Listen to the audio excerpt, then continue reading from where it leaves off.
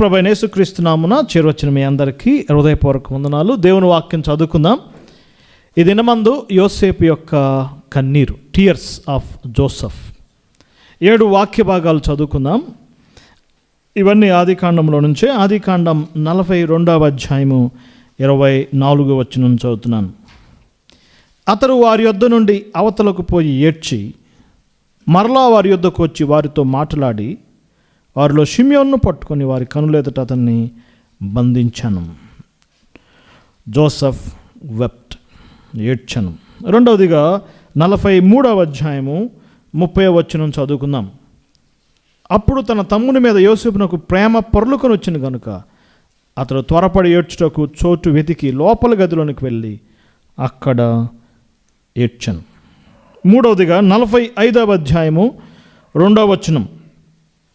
అతడు ఎలుగెత్తి ఏడవగా ఐగుప్తులను ఫరో ఇంటి వారును వినిరి. 4వ సందర్భాన్ని చూద్దాం. 45వ అధ్యాయము 14 నుంచి నేను చదువుతున్నాను. తన తమ్ముడైన బెన్యామీను మెడ మీద పడి ఏడ్చను. బెన్యామీను అతని మెడ మీద పడి ఏడ్చను. అది 4వ సందర్భం. 5వ సందర్భాన్ని చూద్దాం. 46వ అధ్యాయము 29వ వచనం. ఇవన్నీ జోసెఫ్ వెప్ట్ అనే పదం మనం మాటికి వస్తుంది. 29వ వచనం. యోసేపు తన రథము సిద్ధము చేయించి తన తండ్రి అయిన ఇశ్రాయేలును ఎదుర్కొంటకు గోషేనుకు వెళ్ళి అతనికి కనబడెను. అప్పుడు అతడు అతని మెడ మీద పడి అతని మెడ పట్టుకొని ఎంతో ఏడ్చను. 50వ అధ్యాయము 1వ వచనం. యోసేపు తన తండ్రి ముఖం మీద పడి అతనిని గూర్చి ఏడ్చి అతనిని ముద్దు పెట్టుకొనెను. ఆఖరిగా 50వ అధ్యాయము 17వ వచనం చదువుకుందాం. నీ తండ్రి తాను చావక మునుపు ఆజ్ఞాపించినదేమనగా మీరు యోసేపుతో నీ సహోదరులు నీకు కీడు చేసిరు కనుక దయచేసి వారి అపరాధములను వారి పాపము క్షమించమని అతనితో చెప్పాను నేను. కాబట్టి దయచేసి నీ తండ్రి దేవుని దాసులు అపరాధము క్షమించమనిరి. వారు యోసేపుతో ఇలాగూ మాట్లాడుచుండగా అతడు ఏడ్చను. 7 times యోసేపు ఏడ్చినట్లుగా మనం చూస్తున్నాం. టీయర్స్, కన్నీరు. దేవుని వాక్యంలో కన్నీటికి చాలా సిగ్నిఫికెన్స్ ఉంది కదా. అదొక పెద్ద అంశం అండి. లేఖనాల్లో కన్నీరు కార్చిన వారు ఎవరంటే ఒక పెద్ద లిస్ట్ వర్స్నే చెప్తూ ఉంటారు కదా. టీయర్స్ అనేది చాలా ప్రత్యేకమైనది. జనరల్గా చిన్నపిల్లలు ఏడుస్తారు కదండి. మోషే ఏడ్చాడు. ఆ యొక్క ఆర్క్లోకి ఆ యొక్క మోషే తల్లి పంపించినప్పుడు నదిలో పిల్లవాడు ఏం చేస్తున్నాడు చెప్పండి? ఏడ్చుచుండగా. జనరల్గా ఎవరు ఏడుస్తారు? చిన్నపిల్లలు ఏడుస్తారు కదండి. 30 years దాటిన వాళ్ళు, మిడిల్ ఏజ్ వాళ్ళు ఏడవటం అనేది చాలా తక్కువ. అసలు కొంతమందికి కన్నీరే రావు, ఎంతో కఠినంగా ఉంటారు. ఏ సందర్భాల్లో ఏం రావండి?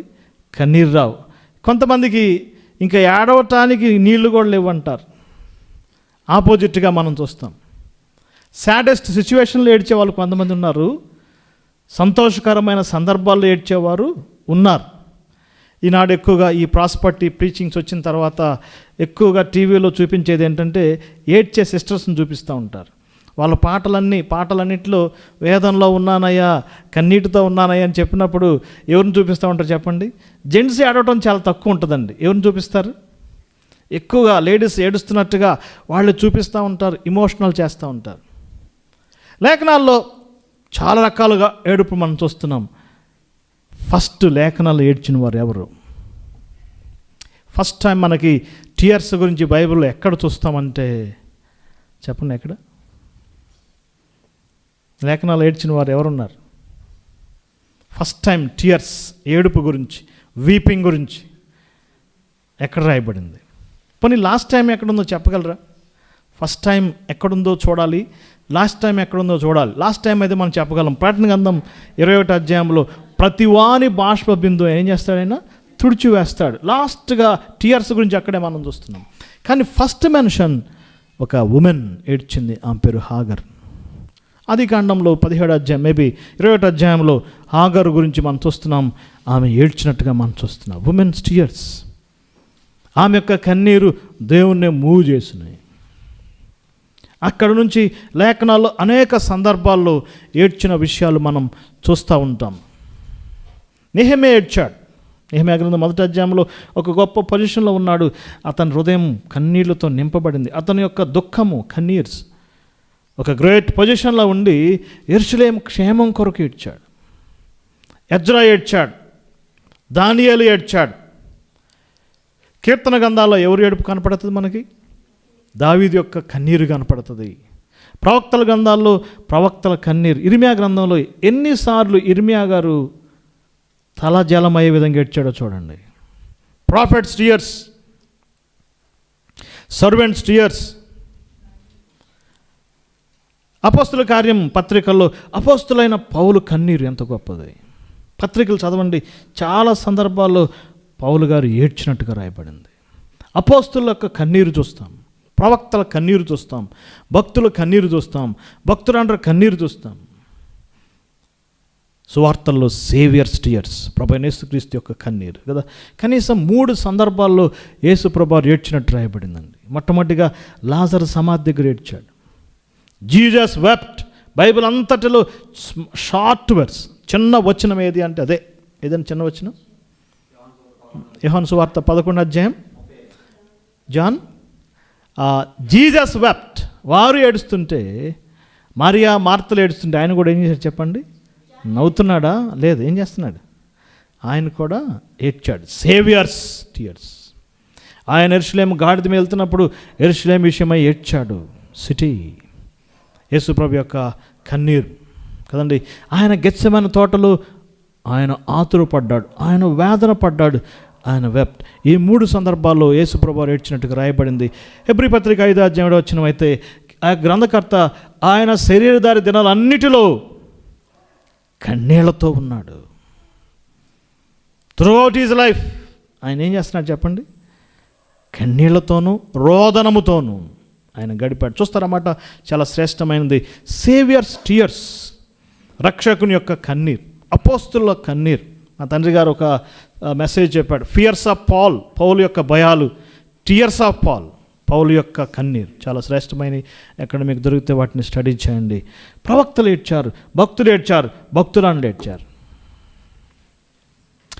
కానీ దానికి భిన్నంగా యోసేపు ఏడవటం అనేది చాలా ప్రత్యేకమైనది. అది కూడా ఒకసారి కాదండి, ఎన్నిసార్లు అండి? 7 times. ఈ యొక్క దశాబ్దాలుగా, శతాబ్దాలుగా కామెంటేటర్స్, దేవుని భక్తులు యోసేపు జీవితాన్ని ధ్యానం చేస్తున్నప్పుడు యోసేపు జీవితంలో జరిగిన ప్రతి ఇన్స్టెన్స్ చాలా ఆశ్చర్యంగా ఉంటుంది. ఎన్నిసార్లు ఏడ్చాడండి? 7 times.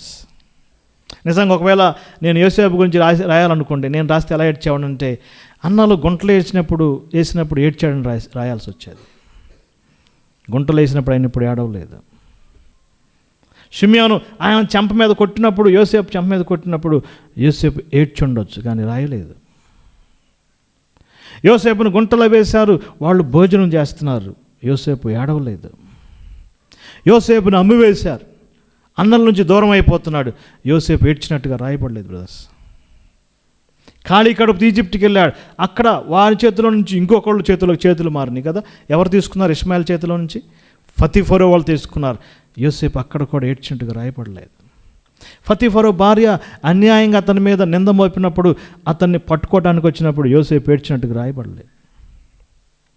యోసేపుని తీసుకెళ్ళి జైల్లో వేశారు, ఇనుము అతన్ని బాధించింది అనే మాటలు రాయబడినాయి. మేబీ ఏడ్చాడే మనకు తెలియదు, కానీ లేఖనాల్లో ఎక్కడే కానీ యోసేపు ఏడ్చినట్టుగా రాయబడలేదు. తన యొక్క 2 ఖైదీలతో చెప్పాడు కదా, నన్ను మర్చిపోవద్దు, నన్ను జ్ఞాపకం ఉంచుకోండి అంటే, అందులో ఒకడు ఏం చేశాడు చెప్పండి? యోసేపుని మర్చిపోయాడు. యోసేపు ఏడ్చినట్టుగా లేదు. యోసేపు సఫరింగ్గా, శ్రమల్లో ఏడ్చినట్లేదు, కానీ ఆశ్చర్యంగా యోసేపు మహిమపరచబడిన తర్వాత ఏడ్చాడండి. అది చాలా గొప్ప సంగతి. సావురిన్ అయిన తర్వాత, ఐగుప్తి సామ్రాజ్యం మీద 2వ ప్రధాని అయిన తర్వాతే యోసేపు జీవితం నేర్చినట్టుగా లేఖనాలు రాయబడినాయి. షెప్పర్డ్గా ఏడవలేదు, తండ్రి ఇంటిలో సన్నగా ఉన్నప్పుడు ఏడవలేదు, ఫతిఫరో భార్య ద్వారా అతడు అన్యాయంగా జైలు వేయబడినప్పుడు ఏడవలేదు, కానీ ఎలా ఏడ్చాడండి? సావరిన్. ఆ యొక్క 7 సందర్భాలు మనం ఇప్పుడు క్లుప్తంగా ధ్యానం చేయబోతున్నాం. ఈ యొక్క కన్నీళ్ళలో ఒక ప్రత్యేకమైన పాఠం ఉంది. ఆ యొక్క ఎమోషన్స్, ఆ యొక్క ప్రత్యేకమైన సందర్భాలు మనం జ్ఞాపకం చేసుకున్నప్పుడు విశ్వాసులు మనం కూడా మన ఆత్మీయ జీవితంలో ముఖ్యంగా ఏ విషయాలు మనం కూడా దుఃఖించాలో లేఖనాల్లో మనం కొన్నిగా వివరంగా చూడబోతున్నాం. గత దినాల్లో జోసెఫ్ ట్రీట్ కదా, అన్నలకు ఇచ్చిన విందును గురించి మనం ధ్యానం చేశాం. గత వారంలో జోసెఫ్ టెస్ట్స్, యోసేపు యొక్క అన్నలకు పెట్టిన పరీక్షలు కదా. ఈ దినం జోసెఫ్ యొక్క టీయర్స్. ప్రభు చిత్తమైతే నెక్స్ట్లో ద టైప్స్ ఆఫ్ జోసెఫ్, యోసేపులో ఉన్న కొన్ని పోలికలు మనం ధ్యానం చేయబోతున్నాం. యోసేపు జీవితంలోకి మనం వచ్చినప్పుడు ఆ యొక్క టోటల్ పార్ట్స్, ఆయన యొక్క లైఫ్ న్యూ టెస్టమెంట్లో యొక్క ఆది కాండంలో ఎక్కువ వచ్చిన భాగాలు ఆయన గురించి రాయబడినట్టు మనం చూస్తాం. అబ్రహాము, యోసేపు వీరిద్దరు జీవితాలు చాలా చక్కగా లెంగ్తీగా చెప్పబడ్డాయి. అబ్రహాములో విశ్వాసం మనం చూస్తాం, ఫెయిత్. ఇస్సాకులో లవ్, ప్రేమ చూస్తున్నాం. యాకోబులో హోప్, నిరీక్షణ చూస్తాం. అబ్రహాములో విశ్వాసం, ఇస్సాకులో ప్రేమ, యాకోబులో నిరీక్షణ. ఈ మూడు ఎవరిలో చూస్తాం చెప్పండి? యోసేపులో చూస్తాం. ఈ ముగ్గురులో ఉన్న ఆ గ్రేట్ లక్షణాలు, ప్రేమ ఉంది కదా, విశ్వాసము ఉంది, తర్వాత ఏముంది? నిరీక్షణ ఉంది. జోసెఫ్ లైఫ్ ఈ మూడు పార్ట్స్ ఎర్లీ చాప్టర్స్లో ఆయన యొక్క ఫెయిత్ కనపడుతుంది. మిడిల్ చాప్టర్స్లో ఆయన యొక్క లవ్, ప్రేమ కనపడుద్ది. ఎండింగ్ చాప్టర్స్లో ఆయన యొక్క నిరీక్షణ కదా. చనిపోయేటప్పుడు తన బ్రదర్స్తో అంటాడు, మీరు నన్ను ఐగుప్తులో పాతి పెట్టద్దు, నా ఎముకలు ఎక్కడ తీసుకెళ్ళండి? కానానుకు తీసుకెళ్ళండి. దేవుడు దర్శిస్తాడు. హోప్. మన యొక్క విశ్వాస జీవితంలో ఈ మూడు ఎప్పటికి ఉండాలి. ఏంటంటే అవి విశ్వాసము, ప్రేమ, నిరీక్షణ. పత్రికల్లో ఎన్నిసార్లు ఆ మూడు వచ్చినాయో చూడండి. కనీసం 10 రకాల వచనాల్లో అటు ఇటు మారుతాడు. ఒకసారి ప్రేమ, విశ్వాసం, నిరీక్షణ, ఒకసారి నిరీక్షణ, విశ్వాసము, ప్రేమ, ఒకసారి విశ్వాసము, ప్రేమ, నిరీక్షణ. ఈ మూడు మన జీవితంలో ఉండాలి. జోసెఫ్ లైఫ్లో ఈ మూడు పర్ఫెక్ట్గా మనం చూస్తాం. కానీ అన్నల్లో మాత్రం ఏం లేవు చెప్పండి? విశ్వాసం లేదు, ప్రేమ లేదు, నిరీక్షణ లేదు. ఈ యొక్క యోసేపు జీవితాన్ని మనం జాగ్రత్తగా చదువుతున్నప్పుడు పరిశుద్ధాత్ముడు సిస్టమేటిక్గా అన్నల యొక్క స్టోరీ రాసుకుంటూ వచ్చాడు. ఆదికాండం 30వ అధ్యాయం మనందరికి బాగా తెలిసింది కదా. ఎవరి గురించి? అది యోధా గురించి. 38 చాప్టర్. దాన్ని బైబిల్ పండితులు ఏమన్నారంటే worst chapter in the Bible. Bible అంతటిలో చెడ్డ అధ్యాయం. ఏం అధ్యాయం? Genesis 38, worst chapter. దాని పక్కనే 39 చాప్టర్ ఉంది కదా, దాన్ని ఏమన్నారు? Best chapter in the Bible. రెండు పక్కనే ఉన్నాయి. ఏం జరిగిందో మనకు తెలుసు. యోధా తామారుతో పాపం చేయటం, యోసేపు ఫతిఫోరా స్త్రీ నుంచి, భార్య నుంచి పారిపోవటం, రెండు సైడ్ బై సైడ్ ఉన్నాయి. యోధా ఫెయిల్ అయిపోయాడు. పెద్దన్న పేరు రూబేన్ ఫెయిల్ అయిపోయాడు కదా. తండ్రి మంచాన్ని చెరిచాడు. అది చాలా ఘోరమైన అంశం మనం చూస్తున్నాం. బిల్హా కుమారులు, జిల్పా కుమారులు అందరూ ఫెయిల్ అయ్యారు. Total failure. ఆదికాండం 37వ అధ్యాయంలో జిల్పా కుమారులు, బిల్హా కుమారులు చెడ్డ సమాచారం, వారి యొక్క ఈవిల్ నేచర్ బయట పెట్టబడింది. టోటల్గా చెప్పిన తర్వాత యోసేపు లైఫ్ సపరేట్గా చెప్పబడింది. అన్నల గురించి ఇక తమ్ముడు చిన్నవాడు ఎవరు చెప్పండి? బెన్యామిన్. అప్పుడు చాలా చిన్నవాడు. బెన్యామిన్ గురించి పెద్దగా మనం చూడం, కానీ అన్నలు ఫెయిల్యూర్ అయ్యారు, కానీ జోసెఫ్ ఫెయిల్ కాలేదు. యోసేపు అన్నల మధ్య కొన్ని తేడాలు మీరు చూస్తే చాలా ఆశ్చర్యం కలుగుతుందండి. ఒకసారి చూద్దాం. ఆదికాండం 37వ అధ్యాయం 4వ వచనంలో ఒక మాట రాయబడింది. యోసేపు అన్నలు పగతో నింపబడ్డారు. 37:4 పగబట్టారు, 37:5 మరీ పగబట్టారు, 37:8 మరింత పగబట్టారు కదా. పగ పెరిగిందా తగ్గిందా? ఎంత ప్రోగ్రెషన్గా చెప్పబడిందండి. పగబట్టారు, చెప్పండి, మరీ పగబట్టారు, ఏముంది? మరింత పగబట్టారు. డే బై డే ఏమవుతుంది? మరి యోసేపు దేంతో నింపబడ్డాడు చూద్దాం. 43వ అధ్యాయం. యోసేపు అన్నలు పగతో నింపబడితే యోసేపు 33:30 ప్రేమతో నింపబడ్డాడు. ప్రేమ పొరలుకొని వచ్చాను. ఎంత క్వైట్ ఆపోజిట్గా ఉంది కదా. 43:30 వచనం, ప్రేమతో నింపబడ్డాడు. ఆదికాండం 37వ అధ్యాయంలో యోసేపును వారు గుంటలో వేశారు. అది వట్టిది, అందులో ఏమి లేవు, నీళ్లు లేవు. వారు భోజనానికి కూర్చున్నారు. యోసేపుకి భోజనం పెట్టలేదు, కానీ మనం గతంలో చూసాం యోసేపు వారికి ఏం పెట్టాడండి? ఏ భోజనం అది? పిస్తా హౌస్, మంచి బిర్యానీ, శ్రేష్టం. ఆయన రాయల్ ట్రీట్ ఇచ్చాడు. భోజనం పెట్టని అన్నలు చెప్పండి, భోజనం పెట్టిన తమ్ముడు. ఆదికాండం 37వ అధ్యాయంలో యోసేపును వారు హింసించారు, వారు గుంటలో వేశారు, వారు కొట్టారు, అతన్ని కొట్టారు. కానీ యోసేపు ఏం చేశాడు చూద్దాం. ఆదికాండం 45వ అధ్యాయంలో ఆ మాట ఉంటుంది. యోసేపు వారిని కౌగులించుకున్నట్టుగా మనం చూస్తున్నాం. చూడండి ఒకసారి ఆ మాట. 5వ వచనం, మీరు నా దగ్గరకు రండి అని చెప్పాడు. అతని దగ్గరకు వచ్చినప్పుడు అప్పుడు అతను అమ్మివేసిన సహోదరులేనే, నన్ను దుఃఖపడకుడి, నన్ను అమ్మేసినందుకు మీరు బాధపడొద్దని చెప్పాడు. వారిని కౌగులించుకున్నట్లు కదా. వారు హింసిస్తే యోసేపు వారిని ఏం చేశాడు? క్షమించాడు. నాకు ఇంకో ఆశ్చర్యకరమైన సంగతి కనపడింది. అదేంటంటే యోసేపుని అసలు వాళ్ళు తమ్ముడుగా ట్రీట్ చేయలేదండి, కళ్ళగనేవాడుగా ట్రీట్ చేశారు. ఒక పరాయివాడుగా చూశారు. అందుకే 37వ అధ్యాయం చూడండి, 37వ అధ్యాయం 31 వచనం.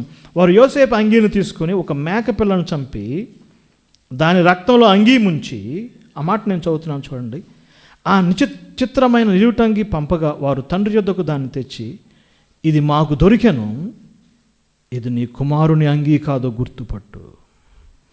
డాడీ మాకు ఈ షర్టు దొరికింది, ఇది నీ కొడుకుదో కాదు చూసుకో. కానీ ఏమనలేదు బ్రదర్, మా తమ్ముడుదా, వాళ్ళకి ఏమి ఇష్టం లేదండి, తమ్ముడు అంటమే ఇష్టం లేదు. కానీ 45వ అధ్యాయంలో యోసేపు అన్నమాట 4వ వచనం, అంతటి యోసేపు నా దగ్గరికి రండి తన సహోదరులతో చెప్పినప్పుడు అతను అన్నమాట, ఐగుప్తుకు వెళ్ళినట్లు మీరు అమ్మివేసిన మీ ఐ యామ్ యువర్ బ్రదర్. నేను ఫరో తర్వాత 2వ వాడినే, కానీ నేను ఫరోను కాదు, ఫరో సెకండ్ కాదు, నేను ఎవరిని స్టిల్, నేను ఎంత పొజిషన్లో ఉన్నా నేను మీ తమ్ముడినేరా. వాట్ ఏ డిఫరెన్స్ కదా. యోసేపు అన్నల యొక్క హార్ట్ పరిశుద్ధాత్ముడు ఎలా చూపించాడు, ఎలా చిత్రించాడు మనం చూస్తున్నాం. యోసేపు అన్నలు తండ్రిని ఏడిపించారు కదా. అక్కడే మనం చూస్తున్నాం. యాకోబు ఏం చేస్తున్నాడు చూడండి, ఎంతో ఏడ్చాడు. చూడ మాట నేను చూస్తున్నాం. 34 వచనం, యాకోబు తన బట్టలు చించుకొని తన నడుము గోని పట్టుకట్టు. 37, 34, అనేక దినములు కుమారు నిమిత్తం ఏం చేశాడండి, అంగలార్చాడు. తండ్రిని ఏడిపించారు. దానికి భిన్నంగా యోసేపు తండ్రిని మేడపడి ఏడ్చాడండి. ఇంకా చాలా ఉన్నాయి. వారు యోసేపుని అమ్మివేస్తే యోసేపు వారిని కొనుక్కున్నాడు కదా. కొనుక్కోవటం అంటే ప్రతివాడికి ఏం వేశాడు, ధాన్యములో డబ్బులు ఇచ్చి పంపించాడు. అంతేకాదు యోసేపు యొక్క అంగీ తీసివేశారండి. అతని యొక్క విచిత్రమైన అంగీ తీసేసి అతన్ని హాఫ్ నేకెడ్గా ఈజిప్ట్ పంపించారు. కానీ ఆశ్చర్యం చూడండి, ఆదికాండం 45వ అధ్యాయంలో యోసేపు వారికి వెళ్తున్నప్పుడు ప్రతి వాడికి 2 బట్టల దుస్తులు ఇచ్చి పంపించారు. 45వ అధ్యాయం 22 వచనం, అతను వారికి 2 దుస్తులు బట్టలు ఇచ్చి పంపించారు. ఉన్న వస్త్రాన్ని బ్రదర్స్ తీసేస్తే యోసేపు ఏం చేస్తున్నాడు వారికి? చెప్పండి ఎన్ని, ఒకటి కాదు ఎన్ని చెప్పండి, డబల్.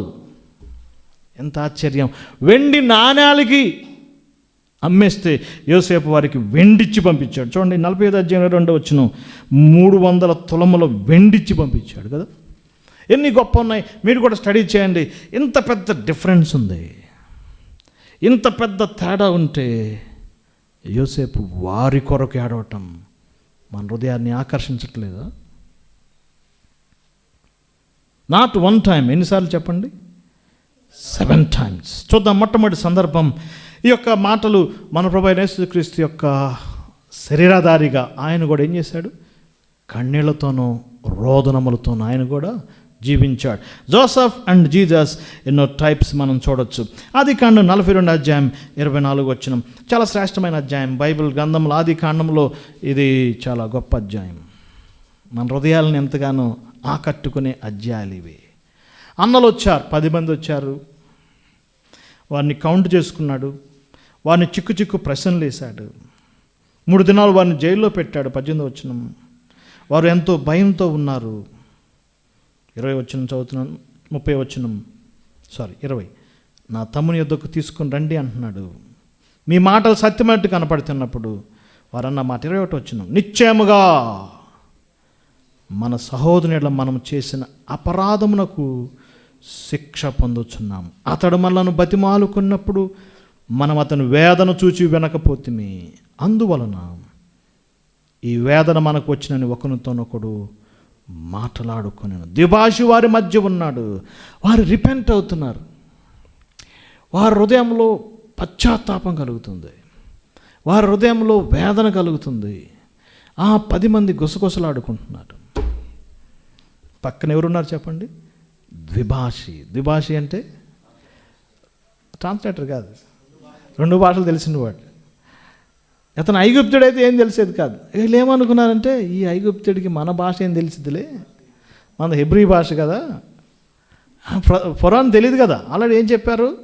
మేము మొత్తం 12 మంది, ఒకడు ఇంటి దగ్గర ఉన్నాడు, ఒకడు లేడు. వాస్తవంగా ఒకడు ఇక్కడ ఈజిప్ట్లో ఉన్నాడో లేడో మాకు తెలియదు అని అనాలి. కానీ యోసేపు వింటున్నప్పుడు యోసేపు హృదయం దభించింది.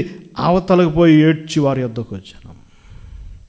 వెప్ట్ ఫర్ ద రిపెంటెన్స్, వారి యొక్క పశ్చాత్తాపాన్ని బట్టి యోసేపు కన్నీరు కార్చాడు.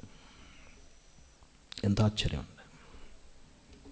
వాస్తవంగా యోసేపు ఏం చేయాలి? మనం చెప్పుకున్నాం కదా, అవకాశం వచ్చింది కాబట్టి 10 మంది అన్నలకి ఒక రౌండ్ కోడా దెబ్బలు వేయగలడు కదా. ఎందుకు? 20 years క్రితం ఏం చేశాడు? వేదన పెట్టారు, హింసించారు. నో, అతడు కోడా దెబ్బలు వేయటం కాదు, యోసేపు కన్నీరు కార్చాడు. రిపెంటెన్స్. నిజంగా ఈ ఉదయకాలం మన గృహాల్లో మన పిల్లలు రిపెంట్ అయినప్పుడు మనం కూడా కన్నీరు కార్చాల్సిందే. ఆయన మాట చూడండి ఎంత ఆశ్చర్యంగా ఉంటుందో. నేను మళ్ళీ చదువుతున్నాను. అతడు మనను అపరాధమునకు శిక్ష, మన సహోదరుల మనం చేసిన అపరాధమునకు శిక్ష. సెయింట్ అగస్టిన్ తల్లి అగస్టిన్ యొక్క రక్షణ కొరకు ఎంతగో విలపించిందంటండి. ఆయన తన యొక్క పుస్తకంలో రాసుకున్నాడు. ఆ మాటలు ప్రపంచాన్ని ఆకర్షించినాయి. ఏక కుమారుని పోగొట్టుకున్న తల్లి తన కుమారుడు కొరకు ఎంత ఏడ్చిందో అంతకంటే ఎక్కువగా నా తల్లి ఏడ్చిందన్నాడు. ఇంకొక మాట కూడా రాశాడు. నా తల్లి యొక్క కన్నీటి ప్రార్థన ప్రవాహంలో నేను యేసు ప్రభు పాదాల దగ్గరికి ఎలా వచ్చానండి? కొట్టుకొని వచ్చాను. రిపెంటెన్స్. ఇది మనకు ఒక పేరెంట్స్గా మనకు ఒక పెద్ద భారం, బాధ్యత. పశ్చాత్తాపడుతున్నప్పుడు ఏం చేయాలి చెప్పండి? మనం కూడా వారి విషయమై దుఃఖించాలి. వారు ఆ మనసులో ఆ ఒక్క మనుషుని సహోదరుడు, ఆయన ఎవరో కాదు, మన ప్రభు అయిన యేసుక్రీస్తు వారు. ఆయన సిలువేయబడ్డాడు, ఆయన రక్తం చిందించాడు, ఆయన చనిపోయాడు, ఆయన మన కొరకు గాయపరచబడ్డాడని ఆ యొక్క అంశం మన యొక్క బ్రదర్స్ కానీ మన యొక్క చిల్డ్రన్ కానీ ఆ యొక్క అంశంలోకి వచ్చినప్పుడు మనం కూడా వారి విషయం మనం కూడా ఇమోషన్ ఫీల్ అవ్వాలి. మా నాన్నగారు నా యొక్క రక్షణ కొరకు ఎన్నోసార్లు కన్నీరు కార్చాడు. నా టీన్స్ ఏజ్లో చాలాసార్లు దుఃఖపడ్డాడు. లిటరల్గా పెద్దగా బిగ్గరగా కేక వేశాడు, ఏడ్చాడు, నా రక్షణ కొరకు కన్నీరు కార్చాడు. ఇప్పుడు కూడా నేను ఆ యొక్క అనుభవాలు నేను మర్చిపోలేను. మా మదర్ కూడా నా కొరకు రక్షణ కొరకు కన్నీరు కార్చింది. రిపెంటెన్స్ ఒక గ్రేట్ రెస్పాన్సిబిలిటీ. యోసేపు ఏడవటం మన హృదయాలను కదిలించట్లేదా? మనం కూడా ఏం చేయాలండి? కన్నీరు కార్చాలి. యేసు ప్రభువారు ఏం చేశాడు? యెరూషలేము విషయమై, యెరూషలేమా యెరూషలేమా ప్రవక్తలను చంపుచుండు దాన్ని. చూడండి లూకాసు వార్తలో యేసు ప్రభువారు ఆ యొక్క యెరూషలేము కొరకు విలపించటం మన హృదయాలను ఎంతగానో ఆకర్షిస్తుంది కదండి. అక్కడ గ్రీకులో రాయబడిన పదం అంటండి, చాలా దుఃఖించాడంట డీప్గా. 20వ అధ్యాయం చూడండి, 19వ అధ్యాయం లూకాసు వార్త 19వ అధ్యాయం 41 వచనం. ఆయన పట్టణంలోకి సమీపించినప్పుడు దాన్ని చూచి దాని విషయం ఏడ్చి, నీవు ఈ దినమందైనను సమాధాన సంబంధన సంగతులు తెలుసుకునేడలా నీకెంతో మేలు. ఇప్పుడు అవి నీ కన్నులకి ఎలా ఉన్నాయి? మరుగుగా ఉన్నాయి. ఏడ్చాడు. యెరూషలేము యొక్క విమోచన కొరకు ఏడ్చాడు. యెరూషలేములో ఉన్న శాస్త్రులు పరిచయాల కొరకు ఏడ్చాడు. యోసేపు తొందరపడలేదు కదా. రిపెంటెన్స్. మన ప్రియులు ఎక్కడైనా దుఃఖిస్తుంటే, పశ్చాత్తాపడుతుంటే మనం కూడా ఏం కావాలి? వారి విషయమై, ఇది వీక్నెస్ కాదు, ఏం చెప్పండి, ఇది స్ట్రెంగ్త్. కొంతమందికి ఊరికి ఏమొస్తాయి చెప్పండి? కన్నీళ్ళు వస్తాయి. చాలా సంవత్సరాల క్రితం ఒక దైవజనుడు ఆ సంఘంలో ఉన్న ప్రియులను దర్శించడానికి ఒక్కొక్క ఇంటికి వెళ్తున్నాడు. అప్పటికే మధ్యాహ్నం అయిపోయింది, అరౌండ్ 2-12:30 ఆ టైం అవుతుంది. ఇంకొక గృహం మిగిలితే సరే వెళ్దామా వద్దా అనుకుని వెళ్ళాడంట. తలుపు కొడితే ఆ ఇంటిలో సిస్టర్ ఒకతే ఉంది. ఆమె ఏడుస్తూ ఉంది. ఆమె రావటమే చీర ఎట్లా అనుకుంటూ వచ్చిందంట. తలుపు తీసింది. అయ్యో పాపం, ఈ మిట్ట మధ్యాహ్న సమయం వచ్చాను, సిస్టర్ బాగా ప్రేయర్ చేసుకుంటున్నట్టుంది, ఎందుకో ఏడుస్తుందిలే, వెళ్ళిపోదామంటే లేదు లేదు బ్రదర్ రండి అంది. లోపల కూర్చోబెట్టింది. చైర్లో కూర్చుంది కదండి. ఎక్కడ కూర్చుంది? చైర్లో కూర్చున్నాడు. టీ తీసుకొస్తాను వెళ్ళింది. ఆమె టీవీ చూస్తుందన్నమాట. టీవీ ఆఫ్ చేయడం మర్చిపోయింది. ఒకప్పుడు ఇదే ఉండేది. ఎవరైనా సేవకులు వస్తుంటే ఇంటి ఫస్ట్ చేసే పని ఏంటి? టీవీలు ఆఫ్ చేయటం. ఇప్పుడు టీవీలు కూడా లేవు కదా, ఏమున్నాయి చెప్పండి. ఫోన్ దాన్ని ఆఫ్ చేయాల్సిన పని లేదు, దానికి ఒక కమాండ్ ఇస్తే అది ఆగిపోద్ది. అలాంటివి కూడా కనిపెట్టండి మరి, ఎవరైనా వస్తే ఆగిపోవాలన్నట్టుగా. టీ తాగడానికి వెళ్తే ఏందబ్బా అని చూస్తే సీరియల్ వస్తుందన్నమాట. సీరియల్ చూస్తే ఏడుస్తుందంట. నేను చూస్తే ఏడుస్తుందండి. ఈయనేమనుకున్నాడు? ప్రార్థన చేస్తుంది, కన్నీటి ప్రార్థన చేస్తుంటే ఏడుతుంది అనుకుంటే, అరే రే మోసపోయాను రా కదా. సినిమా చూస్తే ఏడుస్తారు, సీరియల్ చూస్తే ఏడుస్తారు. నో. దేని కొరకు? రిపెంటెన్స్. ఎవరైనా పశ్చాత్తాపడుతున్నప్పుడు, ప్రభు వైపు తిరుగుతున్నప్పుడు మనం కూడా వారితో పాటు మన యొక్క సంఘీభావం తెలియజేయాలి కదా. అందుకే ఒక పాట పాడుతాం, పాపి పాశ్చాత్తాపడ పరమందాలి దూతాల బూరాప. ఒక పాపి పశ్చాత్తాపడుతుంటే పరలోకం దూతలు అబ్బురు పడతారు, తండ్రి అనే దేవుడు అబ్బురు పడతాడు. ఎదురాడు వారి నిమిత్తం దినమేళ ఏం చేస్తున్నాను చెప్పండి? నా చేతులు చాపుతున్నా. ఆ 10 మంది యొక్క సంభాషణ యోసేపు హృదయాన్ని ద్రవించింది. అందుకే మీకు చెప్పాను, యోసేపు సఫరర్గా ఏడవలేదు, సావురిన్గా ఏడ్చాడు. మహిమపరచబడిన తర్వాత ఏడ్చాడు. ఈనాడు ప్రభువు కూడా ఆహ్వానం ఇస్తున్నాడు కదండి. రెండవ సందర్భం మనం చూస్తున్నాం. వాళ్ళు సెకండ్ టైం మళ్ళీ వెళ్ళారు. ఆదికాండం 43వ అధ్యాయం 30వ వచనం చదువుతున్నాను. సెకండ్ టైం వాళ్ళు రావటం చూస్తున్నాం. కండిషన్ పెట్టాడు కదా. ఏంటి కండిషన్? మీరు ఒకటి ఇంటి దగ్గర ఉన్నారన్నాడు కదా, వాడిని తీసుకురండి, వాడిని నేను చూడాలి. వాడు రావాలంటే ఒకడు జైల్లో ఉండాలి. ఎవరిని పెట్టాడు జైల్లో? షిమ్యోని పెట్టాడు. నేను చెప్పాను కదా ఎందుకు షిమ్యోన్ని. యోసేపుని ఎక్కువ కొట్టింది ఎవరండి? అందరూ 4-5 దెబ్బలు కొడితే ఎక్కువ కొట్టింది ఎవరంటే షిమ్యోనే. అది గుర్తుంది ఎవరికి? యోసేపుకి. షిమ్యోని జైల్లో వేశాడు. ఇప్పుడు బెన్యామీని తీసుకొచ్చి ప్రజెంట్ చేశారు. 43వ అధ్యాయం 30వ వచనం, యోసేపును ప్రేమ పొర్లుకొని వచ్చాను. Dear brothers and sisters, relationships. మనం కూడా మన బ్రదర్స్ సిస్టర్స్ని ఆఫ్టర్ మెనీ ఇయర్స్ మనం కలుసుకున్నప్పుడు మనం ఏం చేయాలి చెప్పండి? ఇవి ఆత్మ సంబంధమైన టీయర్స్. ఒక మాట మనం చూద్దాం చూడండి. అపోస్తల కార్య గ్రంథం, అపోస్తలుడైన పౌలు తన జీవితంలో కూడా ఇలాంటి రిలేషన్షిప్ మెయింటైన్ చేశాడు. ఆయన గలతీలో, కొరింథీలో ఎక్కడికి వెళ్ళినా బ్రదర్స్ సిస్టర్స్ మధ్య ఆయన యొక్క గొప్ప రిలేషన్షిప్ మెయింటైన్ చేశాడు. పౌలు వెళ్ళిపోతుంటే అందరూ ఏం చేసేవాళ్ళు చెప్పండి? ఏడ్చేవాళ్ళు బ్రదర్స్ కదా. ఒకసారి చూస్తారా? అపోస్తల కార్య గ్రంథం 20వ అధ్యాయం 36 నుంచి మనం చదువుతున్నాను. అతను ఇలాగ చెప్పి మోకాళ్ళలోని వారందరితో ప్రార్థన చేసిన. అప్పుడు వారందరూ ఏం చేశారు? చాలా ఏడ్చారు. ఈ బ్రదర్ ఎప్పుడు వెళ్ళిపోతాడా అని చూస్తున్నానండి అనేవాళ్ళు చాలామంది ఉంటారు. అవునా కదా? జనరల్గా వాళ్ళు ఎప్పుడు వెళ్ళిపోతారా అని చూస్తాను అనుకుంటున్నారు, కానీ వెళ్ళిపోతుంటే ఏడ్చేవాళ్ళు ఎవరు ఉన్నారా?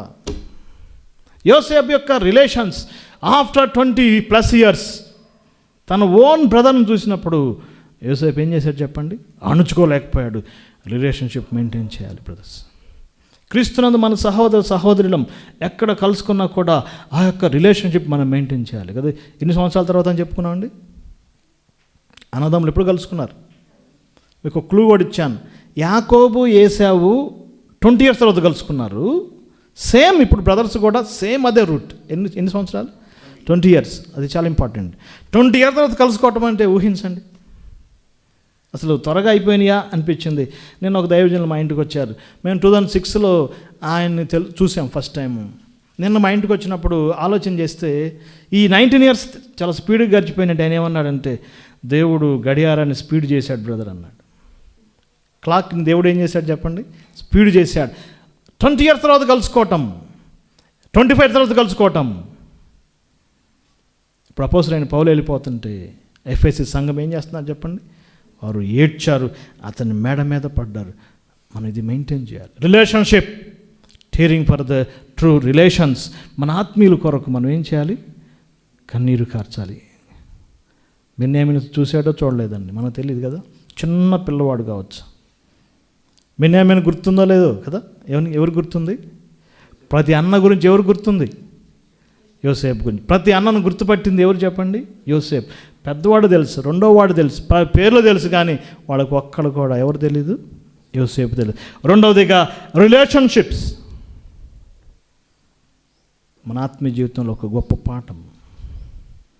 వారిని కలుసుకోలేకపోయాం. ఫోన్లో సంభాషణ కావచ్చు, జస్ట్ ఒక లెటర్ కావచ్చు, ఒక వాట్సాప్ చాట్ కావచ్చు. వారిని పలకడం దేన్ని బట్టి? ప్రభువైన క్రీస్తు యొక్క ప్రేమను బట్టి మనం చూస్తున్నాం. మూడో సందర్భం మనం చూద్దాం. చాలా గొప్ప డ్రామా జరిగింది. బెన్యామీన్ని తన దగ్గర పెట్టుకోవాలనుకున్నాడు. బెన్యామీన్ సంచిలో వెండి గిన్నె వేశాడు. ఇక యోసేపు అన్నీ ఆలోచించుకున్నాడు, ఏడుస్తున్నాడు, మాటిమాటికి ఏడుస్తున్నాడు. చివరి సందర్భంకి వచ్చినప్పుడు వారన్న మాట ఒకసారి నేను చూస్తాను చూడండి. 44వ అధ్యాయము 31 నుంచి వస్తున్నాను. వాళ్ళందరూ కలిసి ఈ మాట అంటున్నాడు. లేకపోతే 29 నుంచి, నెరిసిన వెంట్రుకలు గల నన్ను మృతుల్లోకం దిగిపోకున్నట్లుగా చేదురని మా తండ్రి మాకు చెప్పాడు. కావున తమ దాసుడైన నా తండ్రి యొద్దకు నేను వెళ్ళినప్పుడు చిన్నవాడు మా యొద్ద లేని ఎడల అతని ప్రాణం ఇతని ప్రాణం పెనవేసుకున్నది కనుక ఈ చిన్నవాడు మా యొద్ద, నోట్ చేసుకోండి, ఈ చిన్నవాడు మా యొద్ద లేకపోవటం చూడగానే చనిపోనట్లుగా తమ దాసులమైన మేము నెరసిన వెంట్రుకలు గల తమ దాసులైన మా తండ్రిని, మా తండ్రి చిన్నవాడు లేకపోతే బ్రతకలేడయ్యా. మా తండ్రికి చిన్నవాడు చాలా ఇంపార్టెంట్. మా తండ్రి చిన్నవాడు లేకపోతే అట్లానే సమాధిలోకి వెళ్ళిపోతాడు. మా అంటే ఎంతమంది అండి? 10 మంది కలిసి వన్ వాయిస్. 10 మంది కలిసి వన్ వాయిస్. ఎప్పుడు? 20 years క్రితం. డాడీ ఈ షర్టు దొరికింది, నీ కొడుకుదా కాదు చూసుకో. ఇప్పుడు అన్నలు ఎంతో మారారు. ఎవరి పట్ల మక్కువ కలిగి ఉన్నారు? తండ్రి పట్ల. తండ్రి పట్ల నా అన్నలు మారారని ఎప్పుడైతే నిర్ధారణకు వచ్చాడు, ఏం జరిగింది? 45వ అధ్యాయం. యోసేపు తను అణుచుకోలేకపోయాడు. ఇక నా అన్నలకి టెస్టులు అన్నీ అయిపోయినాయి, ఇక వారిని నేను పరీక్షించనని వారిని ఏం చేశాడు చూడండి, తాకుండా ఐగుప్తుల్ని పంపివేశాడు. ఎలుగెత్తి ఏడ్చను, బిగ్గరగా ఏడ్చను. రెవల్యూషన్. తన్ను తాను బయలుపరుచుకున్నప్పుడు, తన యొక్క నిజస్థితిని బయలుపరుచుకున్నప్పుడు, తన యొక్క వ్యక్తిత్వాన్ని బయలుపరుచుకున్నప్పుడు, తన అన్నలను కలుసుకున్నప్పుడు, వారికి బయలుపరుచుకున్నప్పుడు యోసేపు ఇక్కడున్న మాట ఏం చేశాడండి? ఎలుగెత్తి ఏడ్చను. రెవల్యూషన్. రేపు ఇదే జరుగుతుంది. రేపు ఇశ్రాయేలు ప్రజలు ఎలుగెత్తి ఏడుస్తారు. ఎవరిని చూసి? ప్రభువైన యేసుక్రీస్తు వాడిని చూసి. మేము ఆయన్ని హింసించాం, మేము ఆయన్ని పొడిచామని వాళ్ళు రియల్ అవుతారు. కానీ ఇక్కడ యోసేపే వారికి ఆపోజిట్గా వారిని కౌగలించుకున్నాడు. రెవల్యూషన్. జకర్యా గ్రంథంలో ఆ మాటలు మనం చూద్దాం చూడండి. వారు పశ్చాత్తాపడతారు, వారు విలపిస్తారు, ఏక కుమారుని విషయమై ఏడుస్తారు. ఆ దినాలు రాబోతున్నాయి. ఇశ్రాయేలు ప్రజలు ప్రభు వైపు తిరిగే రోజులు రాబోతున్నాయి. వారు ముసుగు తీసివేయబడిపోయే రోజులు రాబోతున్నాయి. అందుకే యోసేపు దగ్గరికి ఫస్ట్ టైం అన్నలు వచ్చినప్పుడు యోసేపు ఏం బయలుపరుచుకున్నాడు? ఏం చెప్పలేదు. యేసుప్రభు ఫస్ట్ టైం వచ్చినప్పుడు తన అన్నలు ఆయన గుర్తుపట్టలేదు. కానీ ఎన్నోసారి అండి, సెకండ్ టైం అన్నలు వెళ్ళినప్పుడే ఏం చేశాడు? బయలుపరుచుకున్నాడు. రేపు యేసుప్రభు యొక్క సెకండ్ కమింగ్లో ఆయన వారికి బయలుపరుచుకుంటాడు. 12వ అధ్యాయం జకర్యా గ్రంథం 12వ అధ్యాయం 10 నుంచి, దావీదు సంతతి వారి మీద, యెరూషలేము నివాసుల మీద కరుణ నుంచి ఆత్మను, విజ్ఞాపన చే ఆత్మను కుమ్మరించగా వారు తాము పొడిచిన నా మీద దృష్టించి, ఒకడు తన ఏక కుమారుని మీద దుఃఖించినట్లు, తన జ్యేష్ఠపుత్రుని విషయమే ఒకడు ప్రలాపించినట్లు వారు దుఃఖిస్తారు. బహుగా ప్రలాపం జరిగిద్ది. ద సేమ్ సీన్ జరగబోతుంది. రెవల్యూషన్. ఆయన బయలుపరుచుకున్నప్పుడు. ఉదయకాలం ఒక న్యూస్ చూసి చాలా ఆశ్చర్యపోయాను. 200 సంవత్సరాల క్రితం డబ్లిన్ అనే ప్రాంతంలో జేన్ డార్బీ అనే భక్తుడు ఇజ్రాయెల్ గురించి చెప్పాడు. ఏ పట్టణంలో అది? డబ్లిన్ అనే పట్టణంలో 3 గొప్ప సందేశాలు ఇచ్చాడు. ఎప్పటికైనా ఇజ్రాయెల్ దేశం ఏర్పడిద్ది, వాళ్ళు ఆ దేశం వెళతారు, దేవుని వైపు తిరుగుతారని చెప్పాడు. ఏ కాంటినెంట్ అనేది? ఏ పట్టణం? డబ్లిన్. ఆ డబ్లిన్ పట్టణంలో నిన్నేం జరిగిందంటే మా దేశం నుంచి ఇజ్రాయెల్ వెళ్ళిపోవాలని ఆజ్ఞ ఇచ్చారు. ఒకప్పుడు ఇజ్రాయెల్ని ప్రేమించిన పట్టణం డబ్లిన్ ఇప్పుడు ఏం చేస్తుంది? ఇజ్రాయెల్ని తృణీకరిస్తుంది. ప్రపంచమంతంగా వారికి వ్యతిరేకత వస్తుంది, వారు ఏకాకి అవుతారు. ఒకరోజు ఏడ్చే రోజు రాబోతుంది. దాని పిక్చర్గా మనం చూస్తున్నాం. మూడవదిగా రెవల్యూషన్. మన ఆత్మీయ జీవితంలో మనం ఎవరికైనా మన యొక్క స్థితిని బయలుపరుచుకున్నప్పుడు మనకు కూడా ఏమొస్తాయండి? టీయర్స్ వస్తాయి. ఇవి వీక్నెస్ కాదు, కన్నీరు కార్చడం వీక్నెస్ కాదు, స్ట్రెంగ్త్. కన్నీరు కార్చడం కొన్నిసార్లు ఏంటి చెప్పండి? కొన్నిసార్లు వీక్నెస్, కొన్నిసార్లు ఏంటి? స్ట్రెంగ్త్. యోసేపు ఏడవటం వారికి ధైర్యం వచ్చింది. 4వ సందర్భం మనం చూస్తున్నాం. 45వ అధ్యాయం. వారు వెళ్ళిపోతున్నారు. వారికి ఒక శ్రేష్టమైన మాటలు చెప్పాడు. నా తండ్రికి 2 గుడ్ న్యూస్ చెప్పండి. నేను బ్రతికున్నానని చెప్పండి. నేను రాజ్యము, నేను పరిపాలన చేస్తున్నానని చెప్పండి. నేను ఐగుప్తి అంతటిని ఏళ్తున్నానని చెప్పండి. మీరు త్వరగా రండి, నా తండ్రిని తీసుకురండి. 14 వచ్చిన తన తమ్ముని బెన్యామీను మెడ మీద పడి ఏడ్చను. బెన్యామీను అతని మెడ మీద పడి ఏం చేశాడు చెప్పండి? ఏడ్చను. తన అందరిని పట్టుకుని ఏడ్చుకున్నాడు కదా. రికన్సిలియేషన్, సమాధానం, ఐక్యత. ఐక్యతలో సంతోషం, ఐక్యతలో ఆనందం ఉంది కదండి. అందరూ ఏం చేస్తున్నారు చెప్పండి? బ్రదర్స్ అందరూ ఒకరి మీద ఒకరు పడి ఏడ్చుకున్నారు. ఆదికాండం యొక్క సత్యం అదే. ఆదికాండం ఆరంభంలో అన్న తమ్ముడి మీద పడి చంపేశాడు. ఎవరు వాళ్ళు? కయను, హేబెలు. ఆదికాండం ముగింపులో తమ్ముడు అన్నల మీద పడి ఏడ్చాడు. Brothers, what a story. మళ్ళీ చెప్తాను. అన్న తమ్మి మీద పడి తమ్ముడిని చంపాడు. ఇక్కడ తమ్ముడు ఏం చేస్తున్నాడు చెప్పండి? అన్నల మీద పడి ఏడుస్తున్నాడు. వాళ్ళందరూ ఒక యూనిటీగా మీరు వెళ్ళండి, మన తండ్రిని తీసుకురండి. What a story brothers. కానీ ఒక మంచి మాట అంటారు చూడండి. 45వ అధ్యాయము 24 వచ్చిన, ఒరే అన్నలారా, మార్గంలో కలహపడకుడి. ఏమన్నాడు? దారిలో కొట్టుకోబాకండి రా అన్నాడు. ఎందుకు చెప్పండి? ఎందుకన్నాడు చెప్పండి అన్నమాట. దారిలో కలహపడకుడి చెప్పండి. ఇచ్చి పంపిస్తున్నాడు కదా. ఏంటి? వెండి, బంగారం, దుస్తులు, బట్టలు పంచుకునే దగ్గర ప్రాబ్లం వచ్చింది. ప్రాబ్లం ఎక్కడొస్తుంది ఇప్పుడు చెప్పండి? ప్రాబ్లమ్స్ ఎక్కడొస్తున్నాయి? షేరింగ్ దగ్గరే కదా. మార్గంలో ఆహారం కోసం కొట్టుకోవద్దు. సహోదరులు ఐక్యత కలిగి నివసించుట ఎంత మేలు, ఎంత రికన్సిలియేషన్, సమాధానం. 4 గొప్ప సంగతులు చూసాం. ఒకటి రిపెంటెన్స్, పశ్చాత్తాపం. రెండవదిగా ఏంటి? Second relationships. మూడవదిగా రెవల్యూషన్. 4వదిగా రికన్సిలియేషన్. 5వ సందర్భం మనం చూద్దాం. తండ్రి దగ్గరికి వెళ్ళారు. యాకోబు గారికి 2 గుడ్ న్యూస్ చెప్పారండి. ఏంటి 2 గుడ్ న్యూస్? యాకోబు రోజు చూస్తున్నాడు, ఎవరు లేరు. 12 సన్స్ అవుట్, ఒంటరిగా ఉన్నాడు. డే బై డే ఎదురు చూస్తున్నాడు. ఏంటి ఇంకా లేట్ అయింది? Where are my 11 Sons?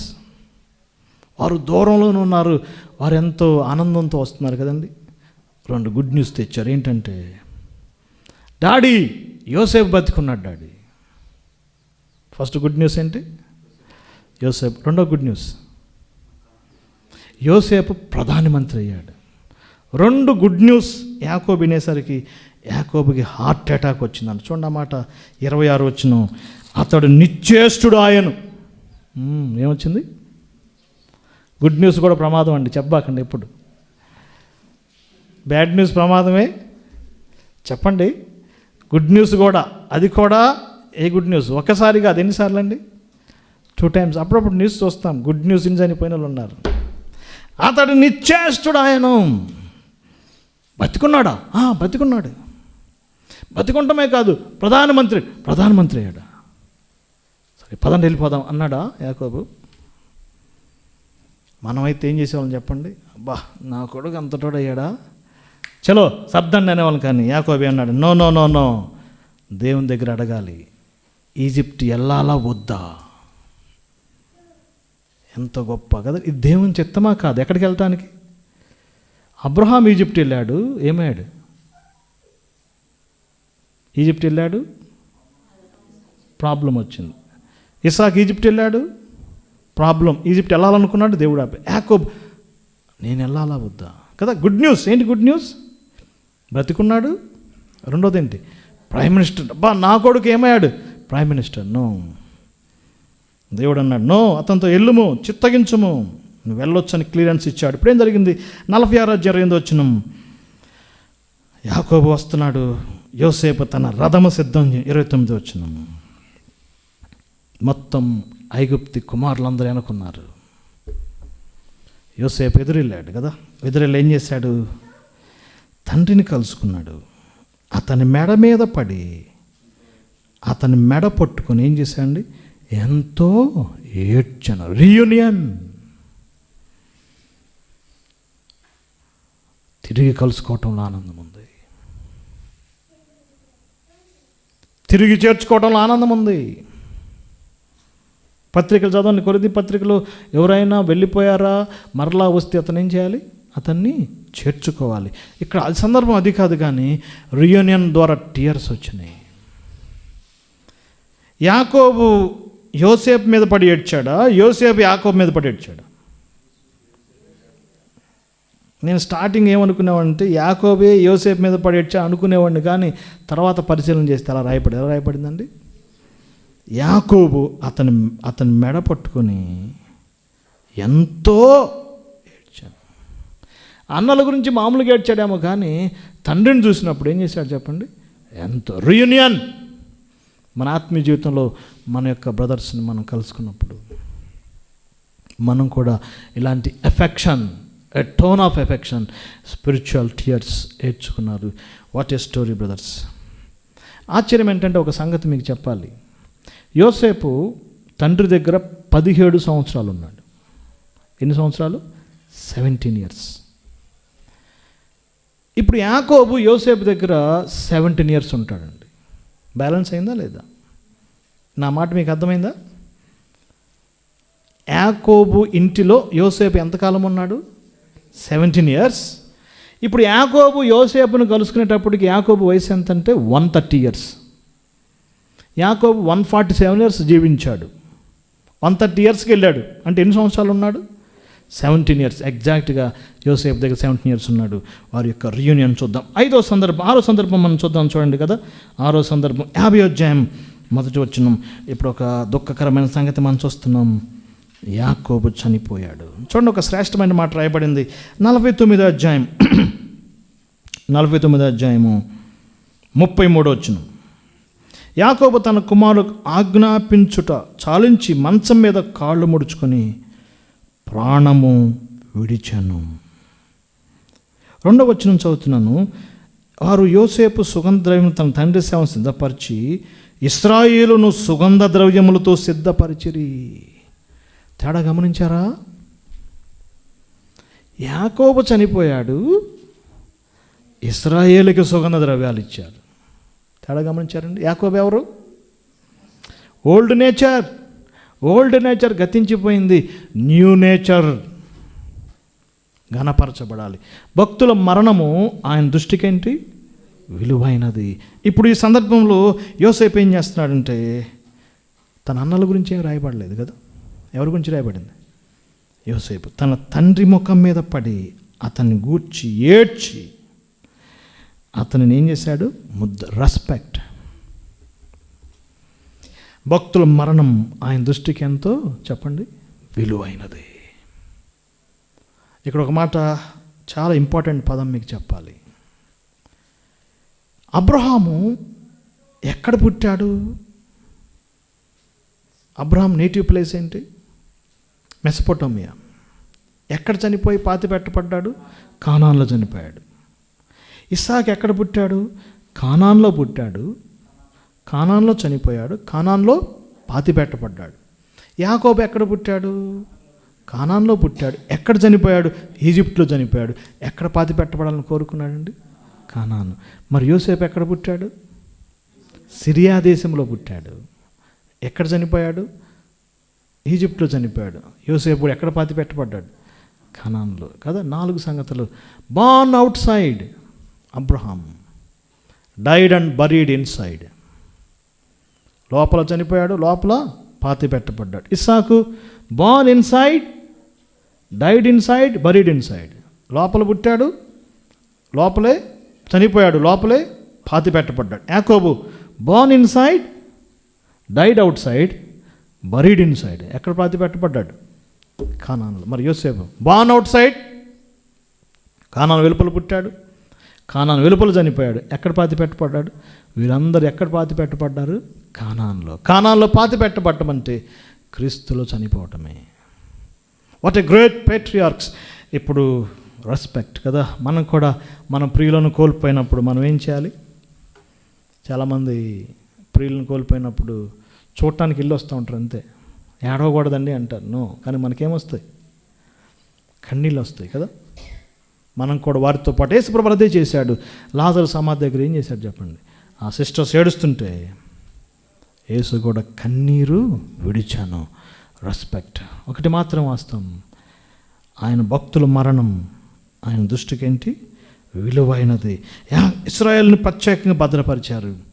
Egypt తీసుకెళ్ళి కింద రాయబడిన చూడండి, 70 దినాలు ఏడ్చినట్టు రాయబడిందా? 70 ఎన్ని? 70 days ఏడ్చారు. ఎవరి కొరకండి? యాకోబు కొరకు ఏడ్చినట్టుగా మనం చూస్తున్నాం. వారు అన్ని దినాలు ఆ యొక్క సలిపారు. ఇక లాస్ట్ ఇన్స్టెన్స్ వస్తుంది. యాకోబు చనిపోయాడు. అన్నలకు భయం ఉంది కదా. ఏంటి భయం? డాడీ ఉన్నంతకాలం యోసేపు మనల్ని ఏం చేయలేదు. ఇప్పుడు డాడీ లేడు కాబట్టి మనల్ని శిక్షిస్తాడని వారి హృదయంలో ఏముందండి? భయం, ఆందోళన కదా. ఎన్నో సంవత్సరాల క్రితం వాళ్ళు చేసింది వాళ్ళని ఏం చేస్తుంది? వెంటాడుతుంది. కానీ యోసేపు అన్నమాట, నేను మిమ్మల్ని క్షమించేశాను, అయిపోయింది. 17 వచనం. అపరాధములు క్షమించమన్నప్పుడు 18 వచనం, ఇదిగో మేము నీకు దాసులమని చెప్పినప్పుడు యోసేపు భయపడకుడి, మీ పిల్లల్ని నేను పోషిస్తాను. ఆ సందర్భంలో ఏం చేస్తున్నాడు? 17 వచనం, యోసేపు ఏడ్చాడు. అపరాధం కోసం అడిగినప్పుడు వారు ఏడ్చను. ఇంతేనా అర్థం చేసుకుంది? బైబిల్ అంతటిలో క్షమించుమనే మాట ఇక్కడే ఫస్ట్ స్టార్ట్ అయిందండి. నోట్ చేసుకున్న మాట. క్షమాపణ ఎక్కడ స్టార్ట్ అయింది? ఎవరితో స్టార్ట్ అయింది? యోసేపుతోనే. క్షమించటం, forgiveness, first time in the mention Bible. 7వదిగా అతని యొక్క రీఅష్యూరెన్స్. వాళ్ళకి నిశ్చయం, వారికి భద్రత, వారికి రెస్టారేషన్, వారికి దగ్గర తీసుకున్నాడు. వారిని ఏడ్చాడు, ఆల్రెడీ మిమ్మల్ని క్షమించాను. అందుకే మనం చూస్తున్నాం, God forgives, God gives and చెప్పండి, forgives. God gives and forgives. Man gets and forgets. No, యోసేపు అలాంటి వాడు కాదు. నేను ఆల్రెడీ మిమ్మల్ని క్షమించాను, అయిపోయింది. మీరు భయపడాల్సిన పని లేదు. వారిని ఇంకా ప్రేమగా చూసుకున్నాడు. రీఅష్యూరెన్స్. మనం కూడా ఏం చేయాలి? నిశ్చయత. ఈ యొక్క జోసెఫ్ లైఫ్లో ఉన్న ఈ 7 ఎక్స్పీరియన్సెస్ విశ్వాసులంగా, దేవుని బిడ్డలంగా మన ఆత్మీయ జీవితంలో కూడా మనం ముందుకు వెళ్ళాలి. దేవుడి వాక్యాన్ని దీవించునుగాక.